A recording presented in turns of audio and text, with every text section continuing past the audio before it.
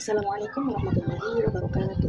Saya Ikrimah Auliyatus Sholihah dari Fakultas Tarbiyah Program Studi Pendidikan Islam Anak Usia Dini ingin membawakan sebuah materi yang bertema jadal untuk memenuhi tugas UTS dan UAS Ulumul Quran.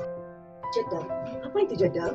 Jadal dalam konteks Ulumul Quran yaitu merujuk pada perdebatan ilmiah yang dilakukan dengan menggunakan metode ilmiah untuk memahami dan menafsirkan ayat-ayat Al-Quran. Debat ini bertujuan untuk menemukan kebenaran dan pemahaman yang lebih mendalam tentang ajaran-ajaran agama.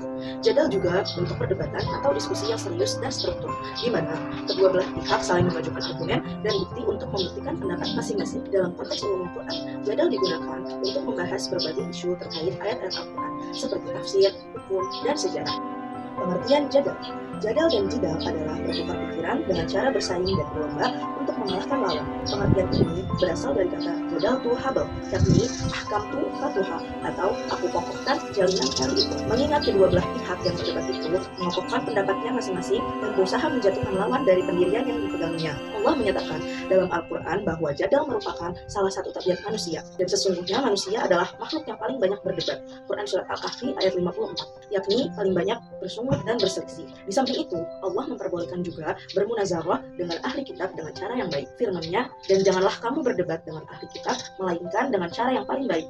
Quran Surat Al-Ankabut ayat 46. Munazarah seperti bertujuan untuk menampakkan hak atau kebenaran sejati dan membangun hujah. Itulah metode jadal Al-Quran dalam memberi petunjuk kepada orang kafir dan mengalahkan para penentang Al-Quran. Ini berbeda dengan perdebatan orang yang mempertahankan hawa nafsu, di mana perdebatannya hanya menggunakan persaingan yang batil. Selanjutnya ada manfaat dan tujuan jadal. Apa sih manfaat dan tujuan jadal itu? Yang pertama, manfaat dari jadal yaitu menyampaikan kebenaran secara logis, menjawab keraguan dan argumen ilmiah, menarik minat kalangan intelektual, mendorong dialog yang sehat, dan melatih kemampuan berpikir kritis. Nah, tujuannya untuk menyampaikan pesan secara argumentatif dan santun, menumbuhkan kesadaran dan kebenaran, mencegah debat kusir dan konflik, membangun komunikasi dua arah, dan membuat pesan lebih mudah diterima. Akan masuk pokok pembahasan. Jadal sebagai metode dakwah. Jadal dapat menjadi salah satu metode yang efektif dalam menyampaikan pesan-pesan ilahi kepada orang lain. Metode ini sangat relevan digunakan terutama kepada mereka yang memiliki tingkat keilmuan tinggi atau terbiasa berpikir kritis. Karena melalui dialog yang sehat dan argumentatif, pesan dakwah dapat lebih mudah diterima secara rasional. Rasulullah SAW sendiri diperintahkan oleh Allah Subhanahu Wa Taala untuk menggunakan pendekatan ini dalam berdakwah, khususnya kepada kaum musyrik. Hal ini tercantum dalam Al-Quran Surat An-Nahl ayat 125, di mana Allah berfirman agar melakukan perdebatan dengan cara yang baik dan penuh hikmah. Ini menunjukkan bahwa Islam sangat menjunjung tinggi etika dalam berdialog, bahkan saat berhadapan dengan pihak yang berbeda keyakinan sekalipun.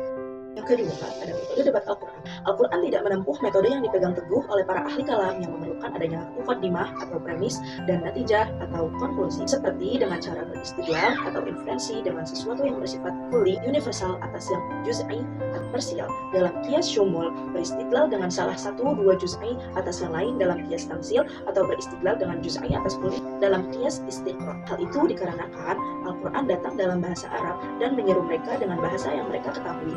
Bersandar pada fitrah jiwa dan percaya kepada apa yang disaksikan dan dirasakan. Tak perlu menggunakan pemikiran dalam beristidlal adalah lebih kuat pengaruhnya dan lebih efektif hujahnya. Meninggalkan pembicaraan yang jelas dan mempergunakan tutur kata yang rumit dan pelik merupakan kerancuan dan teka-teki yang hanya dapat dimengerti oleh kalangan ahli atau khas. Cara demikian yang biasa ditempuh oleh ahli kalam ini tidak sepenuhnya benar, karena disitulah ahli kalam beristidlal dan lalu hidup kembali di akhir hujah dengan mengatakan bahwa Al-Quran merupakan penunjukan tertentu yang dapat memberikan makna yang ditunjukkannya secara otomatis harus memasukkannya ke dalam persoalan prinsipil umum. Selanjutnya ada jenis-jenis perdebatan dalam Al-Quran. Yang pertama, dalam Al-Quran banyak mengungkapkan ayat-ayat kauniyah yang disertai perintah melakukan perenungan dan pemikiran untuk dijadikan dalil bagi penetapan dasar-dasar akidah, seperti ketauhidan Allah dalam uluhiyahnya dan keimanan kepada malaikat-malaikat, kitab-kitab, rasul-rasulnya, dan hari kemudian. Kedua, membantah pendapat para penentang dan lawan, serta mematahkan argumentasi mereka. Perdebatan macam ini mempunyai beberapa bentuk. Pertama, mengajukan pertanyaan tentang hal-hal yang telah diakui dan diterima baik oleh akal, agar ia mengakui apa yang tadinya diingkari, seperti penggunaan dalil dengan makhluk untuk menetapkan adanya khalik, menggunakan argumentasi yang berkaitan dengan asal mula kejadian dan hari kebangkitan, argumentasi yang berdasarkan istidlal dengan kehidupan dunia manusia untuk menetapkan kehidupan sesudah mati untuk dihisab, membatalkan pendapat lawan dengan membuktikan kebalikannya, menggunakan teori asal taksim, yakni mengoleksi beberapa sifat sesuatu, kemudian menjelaskan bahwa sifat-sifat tersebut bukanlah ilat alasan. Terakhir, menjalannya dengan menjelaskan asumsinya itu tidak diakui oleh semua. Selanjutnya ada etika debat. Apa aja sih etika dalam debat itu? Yang pertama, ramah dan baik. Debat harus dilakukan dengan cara yang ramah, baik, dan menghindari sikap yang menyakiti atau memperburuk suasana. Dua, mencari kebenaran. Tujuan utama debat adalah untuk mencari kebenaran, bukan untuk menang atau menjatuhkan lawan debat. Yang ketiga, menggunakan dalil. Argumen yang digunakan harus didasarkan pada dalil-dalil yang kuat, seperti ayat Al-Quran, hadis, atau pendapat ulama yang diakui. Kesimpulannya, debat atau jadal dalam ulum Al-Quran memiliki peran penting dalam mencari pemahaman yang lebih mendalam tentang Al-Quran dan ajaran-ajaran Islam. Jadal yang baik adalah jadal yang didasari oleh ilmu, argumentasi yang valid, dan bertujuan untuk mencari kebenaran.